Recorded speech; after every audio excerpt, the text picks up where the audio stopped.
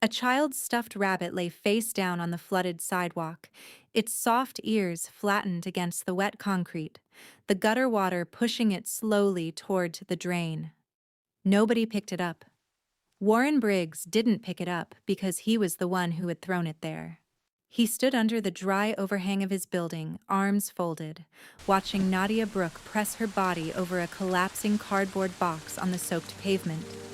Not to save her own belongings, but to save her daughter's. Her little girl Zoe stood frozen behind her on the curb, shaking, too cold and too frightened to make a sound. Briggs looked at the child. Then he looked back at his coffee. And he smiled. He felt untouchable. He felt like a man who had already won. He had no idea he was already dead. 40 feet away, on the opposite side of the street, a matte black sedan sat in complete darkness. No headlights, no movement. From the outside it looked like a parked car. From the inside, it was a courtroom, and the verdict had just been reached. Shin Woo-jin sat in the back seat, his three-piece black suit immaculate, his monolid eyes fixed on Warren Briggs with the cold, absolute focus of a man who had been watching this moment build for 7 months. He had tracked every fraudulent invoice, every stolen deposit, every dollar Briggs had siphoned from the funds that belonged to the syndicate. He had been patient. He had waited for Briggs to cross a line so public, so irredeemable, that no lawyer on earth could pull him back from it. Briggs had just crossed it. Woo-jin picked up his tablet, opened a file. Warren Briggs, property manager. He navigated to the notes field and typed one word: terminated. He set the tablet down and opened the rear door himself. Briggs thought the storm gave him power over a woman with nothing. What he didn't know was that the man now stepping out of that black car owned the bank that owned his mortgage, and he had come to this street tonight to collect every cent personally. Warren Briggs's reign ended in the same reign he used as a weapon. And Nadia Brooke's rise, from a mother kneeling on a wet sidewalk to the woman who would one day run this empire, is a story you need to see all the way through. Subscribe to see how this unfolds, and drop a comment letting me know where you're watching from. I would love to say hello to you, and I want to know just how far our story is reaching. Now, let's get into it. The rain had been falling for 40 minutes, and the cardboard was losing the war. Nadia Brooke had managed to keep 3 boxes intact by wrapping her own jacket around them, but the fourth, the one with Zoe's winter clothes and her asthma medication, had gone soft at the bottom seam and collapsed the moment she tried to lift it from the curb. She dropped to her knees on the wet pavement, gathering the spilled contents with bare hands that had long since stopped feeling the cold. A wool sweater, a pair of pink rain, boots 2 sizes too small that she had kept meaning to replace. The orange prescription bottle that she needed more than anything else on that sidewalk. She stuffed it all against her chest and stood. Warren Briggs was still in his doorway. He hadn't moved in 20 minutes except to shift his weight from one foot to the other and to occasionally check his phone with the bored expression of a man waiting for a bus. He had changed into a dry windbreaker at some point. She had heard the door open and close. And now he stood watching her with the comfortable contempt of someone who had done this before and expected it to end the same way it always ended. With the woman leaving. With the street going quiet. With him going back inside to watch television. "You want to talk about late fees?" he called out, not raising his voice much, just enough to carry over the rain. "Let's talk about November. Let's talk about December.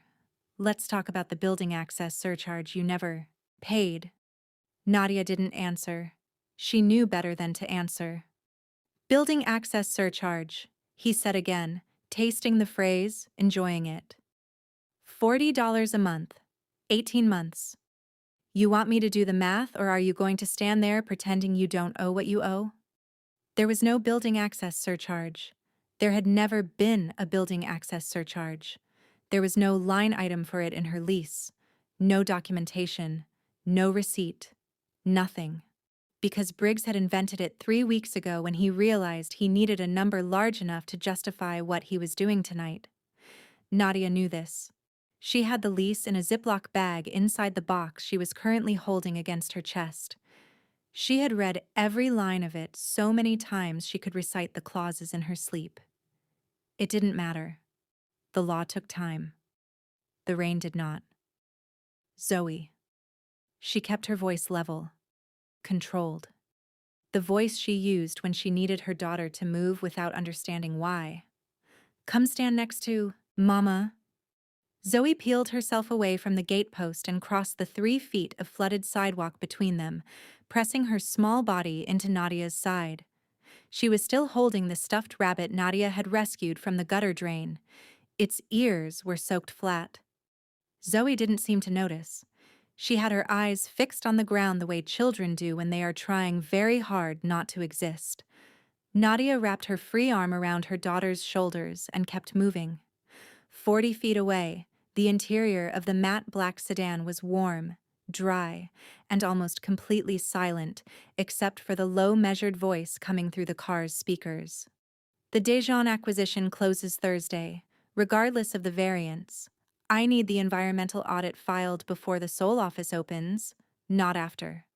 Shin Woo-jin sat in the back seat, one elbow resting on the armrest, his eyes moving between his phone screen and the scene unfolding on the sidewalk across the street. He had been on this call for 11 minutes. He had been watching Warren Briggs for 32. Push the Wednesday meeting to Friday. I will not be available Wednesday. His driver, a large, quiet man named Park who had worked for Woo-jin for 6 years, glanced in the rearview mirror and said nothing. Hold the meeting, Woo-jin said. Not loudly, not with any particular urgency. He said it the way you say a thing when the decision has already been made, and the words are simply the formality of communicating it. There was a pause on the other end of the call. A brief silence of someone recalibrating a schedule that affected 40 people, and then a quiet confirmation. Woo-jin ended the call. He picked up the tablet from the console beside him. The file on Warren Briggs was not long. It didn't need to be. 7 months of surveillance produced documents, not paragraphs, bank transfers, invoices, maintenance receipts, cross-referenced against actual contractor payments. The gap between what Briggs invoiced to the Property Maintenance Fund and what he actually paid out to contractors was not a rounding error. It was systematic. 18 months of systematic theft from a fund that the syndicate's holding company had seeded specifically to maintain the building's value as a managed asset. The number at the bottom of the document had 7 digits. Woo-jin was not angry about the money. Anger was for men who were surprised. He had known about the money for 4 months. He had let it run because a thief who doesn't know he is being watched is a thief who keeps producing evidence. What he had not known, what no surveillance document had predicted, was that Warren Briggs would choose to do this on a Wednesday night in a rainstorm, with a child present, in full view of a public street. He watched Briggs call something out from the doorway. He watched Nadia's shoulders tighten and then deliberately release, the controlled physical discipline of a woman who had learned to absorb rather than react. He watched the little girl press into her mother's side. He set the tablet down. "Park," he said. "Sir. Keep the engine running." It was the medication that broke the line. Nadia had gotten all 5 boxes to the far end of the building's front steps, stacked as well as she could manage, covered with the jacket. A temporary solution she knew the rain would defeat in minutes. She had done the math on what could get wet and what couldn't. The clothes could be dried. The documents in the Ziploc could survive. But Zoe's inhaler was at the bottom of the collapsed box, and the spare was inside the apartment, on the kitchen counter, next to the microwave, exactly where she had left it that morning because she had not known that morning would end like this. She turned toward the lobby door. "Where do you think you're going?" Briggs was off the step before she reached the handle. He moved faster than she expected for a man his size, crossing the overhang in 3 strides, and his hand closed around her upper arm before she could pull the door open.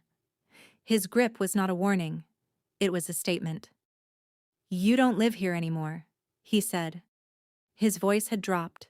The performance of the late fees, the building access surcharge, all of that showmanship was gone. This was something quieter and uglier. "You lost that key when you lost this address. You want to go in there, you show me a court order." "My daughter's medication is inside." Nadia kept her voice flat. She did not pull against his grip because she knew from experience that pulling gave men like this a reason to tighten. "It takes 30 seconds. Let me get it and I will leave." "Not my problem." "It is a medical necessity. She has asthma.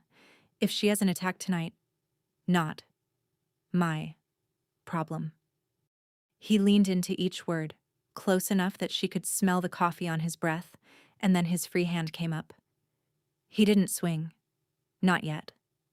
But the arm rose with the slow theatrical confidence of a man who had never once in his life been stopped mid-motion, who had raised his hand in rooms like this before and watched people fold, and who fully expected the night to continue the same way it always had. The sedan door opened. Not quickly. There was no urgency in it, no dramatic force. The door of the matte black car simply swung open with a soft, well-engineered click, and Shin Woo-jin stepped out into the rain. He didn't run. That was the thing Nadia would remember later, in the quiet of a room she couldn't yet imagine, when she tried to reconstruct the sequence of events and make sense of what she had seen. He didn't run. He didn't call out. He didn't announce himself in any way. He simply walked, a measured, unhurried crossing of the flooded street, his leather shoes moving through the running gutter water without any adjustment in pace, his three-piece black suit darkening at the shoulders as the rain claimed it. He walked like a man who owned the ground beneath him. He walked like a man who had already decided how this ended. Briggs didn't see him until he was on the sidewalk. The arm was still raised. Nadia's eyes had moved past Briggs's shoulder to the figure approaching from across the street, and whatever she saw in that approach made something shift in her expression. Not relief, not yet, but a complicated suspension of breath. The look of a person who doesn't yet know if what is coming is better or worse than what is already here. Briggs turned. He turned because he felt it before he saw it. That specific pressure of being watched by someone whose attention carries weight, whose gaze arrives like a change in temperature. He turned and found Shin Woo-jin 4 feet away, close enough that the glow of the building's entrance light reached the clean angles of his face, the composed set of his jaw, the monolid eyes that were fixed on Briggs with the kind of absolute stillness that had nothing to do with patience and everything to do with a verdict that had already been rendered. The arm came down. Briggs didn't lower it consciously. His body simply made the decision without consulting him, the same involuntary recalibration that happens when a man suddenly and correctly understands that he is not the most dangerous person in a given space. His fingers uncurled from Nadia's arm. He took half a step back. He opened his mouth. Woo-jin didn't look at him. He walked past Briggs as though the man were a lamppost, an obstacle to be navigated, not acknowledged. He crossed the remaining feet of wet pavement toward the steps where Zoe was standing, and he stopped in front of her. He reached into his coat, withdrew a compact black umbrella, and opened it in a single practiced motion. He positioned it over Zoe's head, not over his own, over hers. The rain stopped reaching her. She looked up at him from under the canopy of it with dark, exhausted eyes, the wet rabbit pressed against her chest, and said nothing. Woo-jin looked at her for a moment. A real look. Not clinical, not strategic, just the look of a man registering something that matters. Then he turned his gaze to Nadia. She was still standing where Briggs had left her, soaked through, her arm wrapped around the collapsed box, her expression caught between 15 different things she didn't have the luxury of feeling right now. She was searching his face for the price. That was what 3 years of surviving a world that only gave you things when it wanted something back had taught her to do. She was looking for the catch.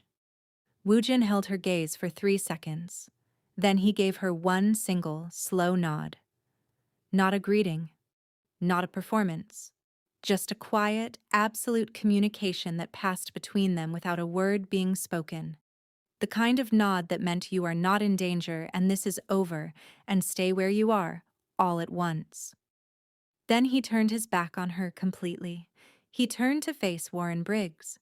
He didn't speak, he didn't move toward him. He simply stood there on the wet pavement between the family and the landlord, his suit darkening in the rain, his hands still, his eyes settled on Briggs with the patient, total certainty of a man who had already decided everything and was simply waiting for the other person to understand it. The street went quiet except for the rain. Briggs's mouth opened. Nothing came out. Whatever Warren Briggs had believed about this night, about his power, his keys, his fabricated surcharges, his untouchable little kingdom on this block, was dissolving in real time behind his eyes. He could see it happening, and he could not stop it. Woojin waited. He was very good at waiting. Briggs found his voice first. That was the thing about men like him. The silence was always more terrifying than anything they could actually produce, so they filled it as fast as they could. "I don't know who you think you are," he said, and even as the words left his mouth, the confidence behind them was already hollow, a structural wall with nothing supporting it. "But you are standing on private property, and I will have you removed. I will call the police right now and have every single one of you." Woojin raised one hand, not toward Briggs. He raised it slightly to his left, a small, almost imperceptible gesture directed at the man who had materialized from the sedan behind him. A lean figure in a dark coat, carrying a slim tablet in both hands, moving with the quiet efficiency of someone who had rehearsed this moment many times in many different rooms. The assistant stopped beside Woojin and held the tablet out toward Briggs, the way you offer a document to someone who has no choice but to receive it. Briggs looked at it. The screen showed 4 bank account windows open simultaneously, their balances ticking downward in real time. Not crashing, not erroring. Simply draining methodically, the numbers retreating from left to right with the calm inevitability of a tide going out. His personal checking account, his property management operating account, the LLC he had registered under his cousin's name, the savings account he had opened at a different bank entirely, the one he had never mentioned to anyone, the one he believed was invisible. All 4. Simultaneously. Briggs grabbed the tablet. He stabbed at the screen with his thumb as though he could physically stop what was happening. The numbers kept moving. "What is this?" His voice had lost its floor. "What did you do? You can't. This is illegal. You can't just. $1,412,000. Woojin's voice was exactly the same as it had been in the car. Low, measured, completely without heat. "That is the amount you have diverted from the syndicate's property maintenance fund over the course of 18 months, invoiced to licensed contractors, paid to a shell account registered in Delaware that your own brother-in-law opened on your behalf in March of last year." He paused for exactly 1 second. "He is also aware of this conversation." Briggs stared at him. "I have the wire transfers," Woojin continued. "I have the contractor invoices alongside the actual work orders, which show a variance of 100% on 14 separate occasions.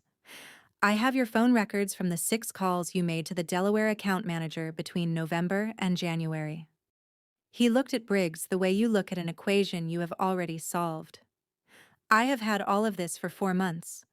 I was waiting for you to stop." The tablet slipped slightly in Briggs's hands. "You didn't stop."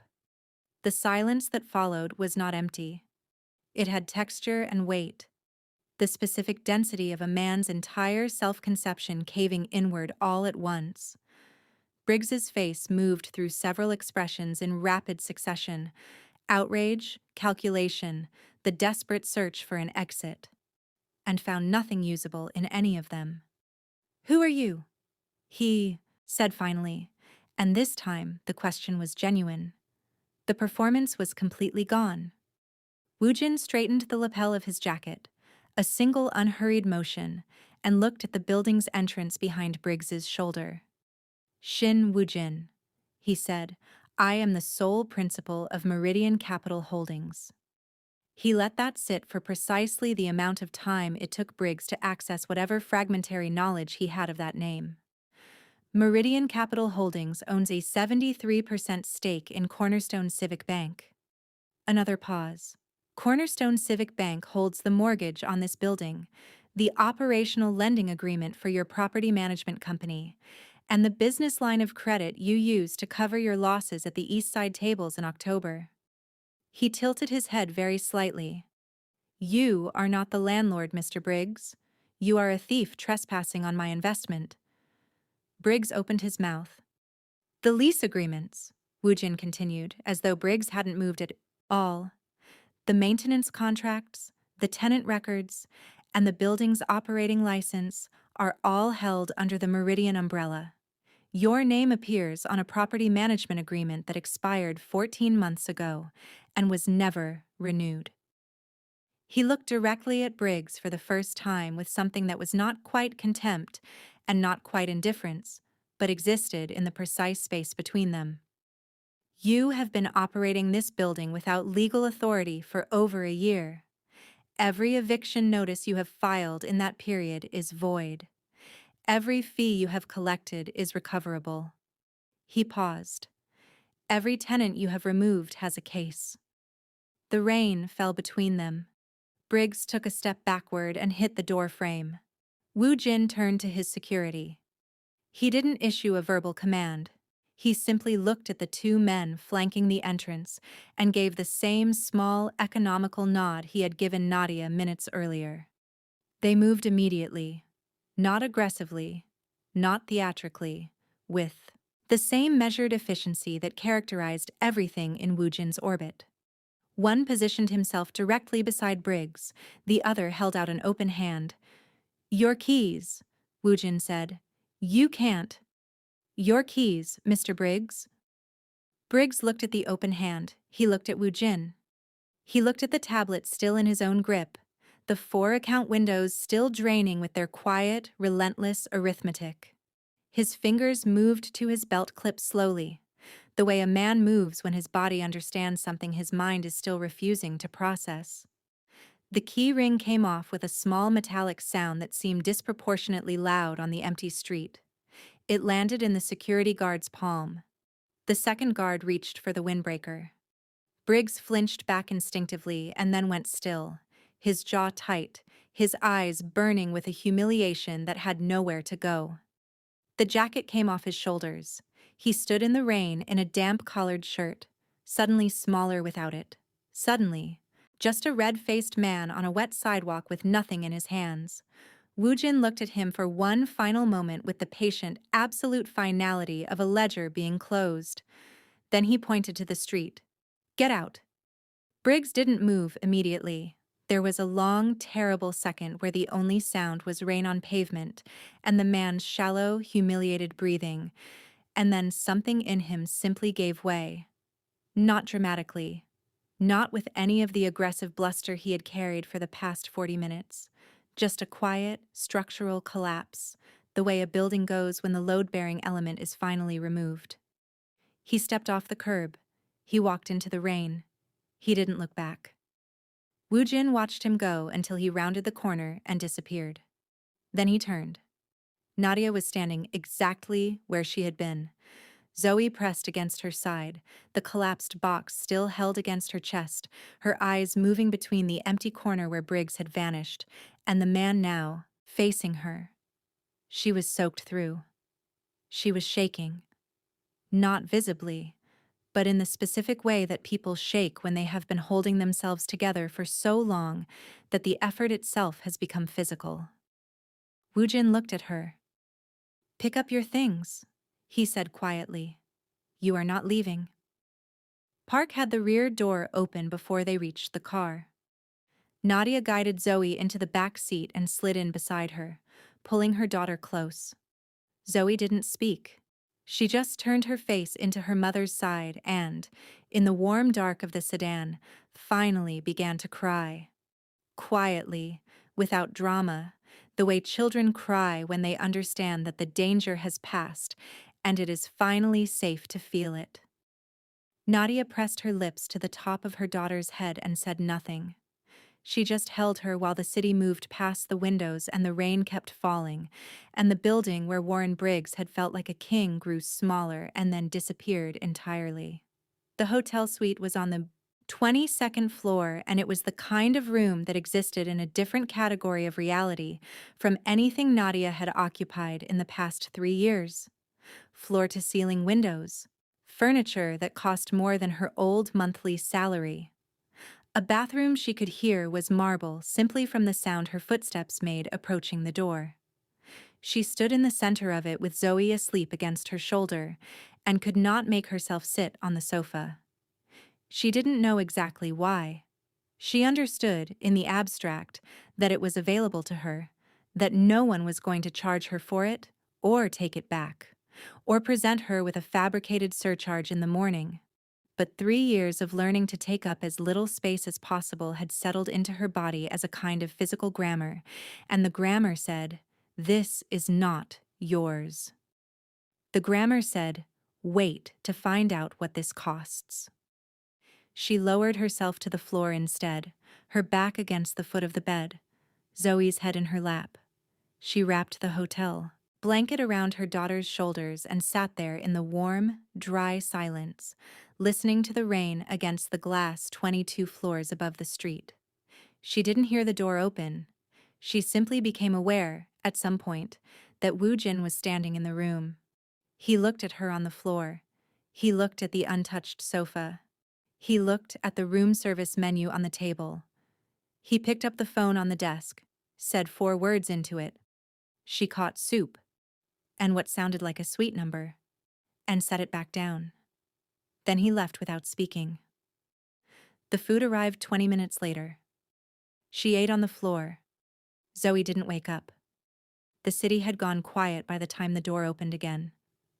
Zoe was asleep on the bed, her wet rabbit dried and tucked under her chin, her breathing the slow, even rhythm of a child who had finally run out of fear for one night. Nadia was at the window, her hands wrapped around a cup of tea that had gone cold, watching the lights below move through there.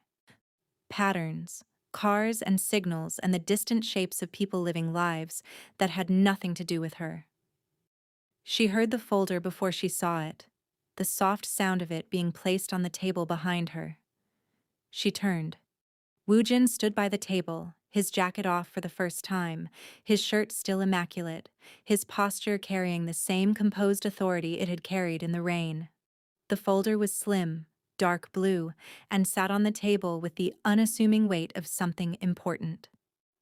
She crossed the room and opened it. The first page was a performance review from Vance Logistics, dated 4 years ago. Exceptional strategic acuity, highest district efficiency rating in company history. Recommended for senior directorship. She turned the page. A commendation letter.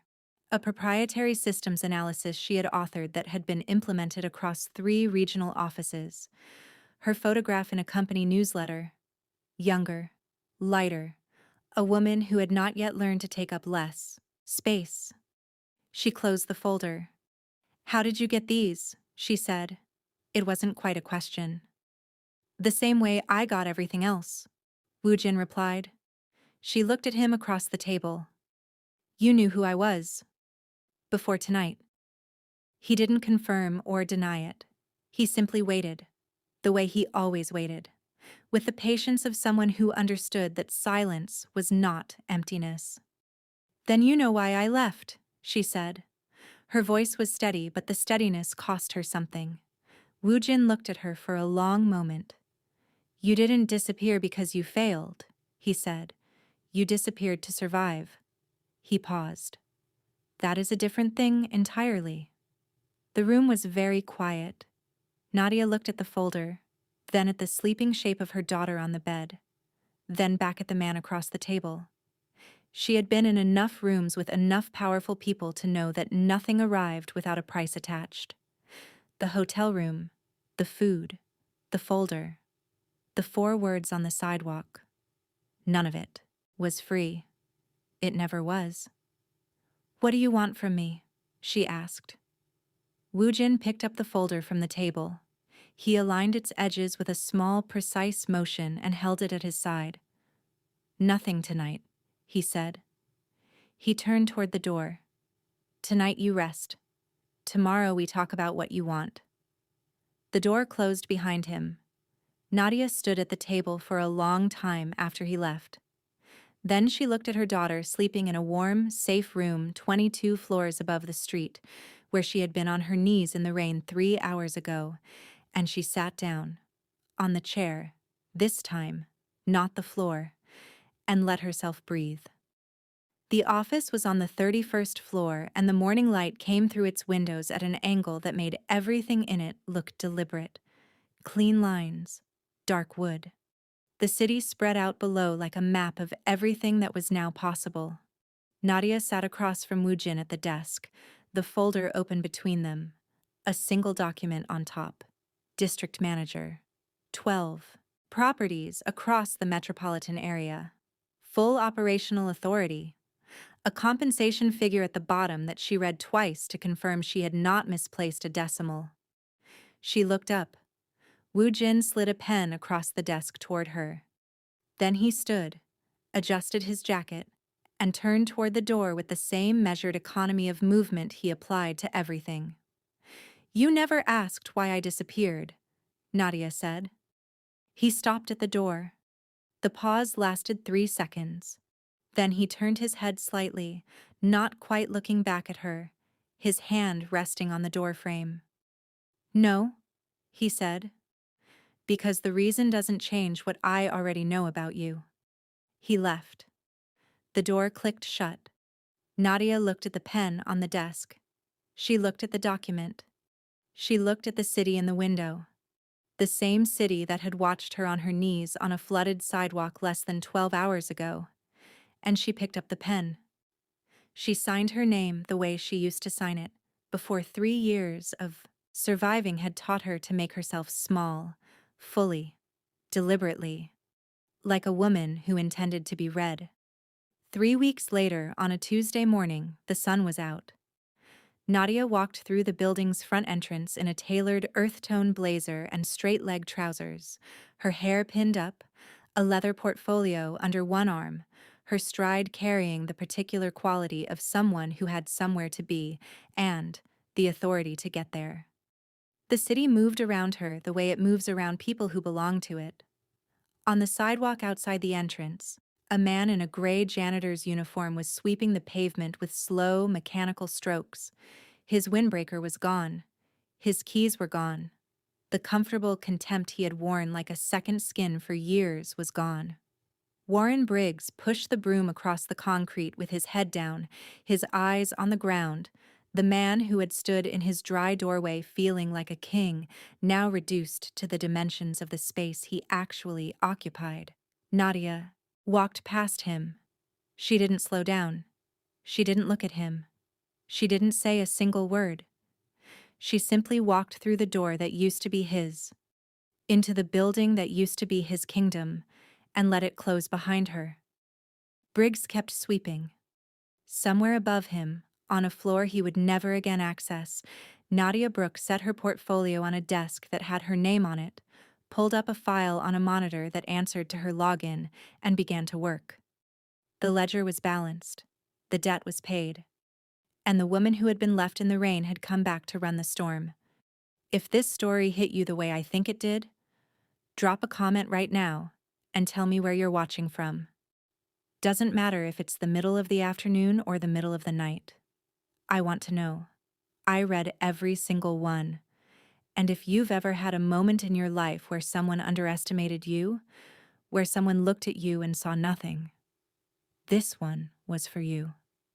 Nadia didn't beg for her life back. She just survived long enough for the right person to see what was already there. That's not fiction. That's a lot of people's story. If it moved you, share it. Put it in front of someone who needs to see it tonight. You never know whose Nadia moment this becomes. And if you haven't liked the video yet, do that right now. It takes 1 second, and it means more than you think. Subscribe if you're new here. There are more stories coming that will hit just as hard as this one, and some that will hit harder. And if you've been here from the beginning, you already know what we're building. I'll see you in the next one.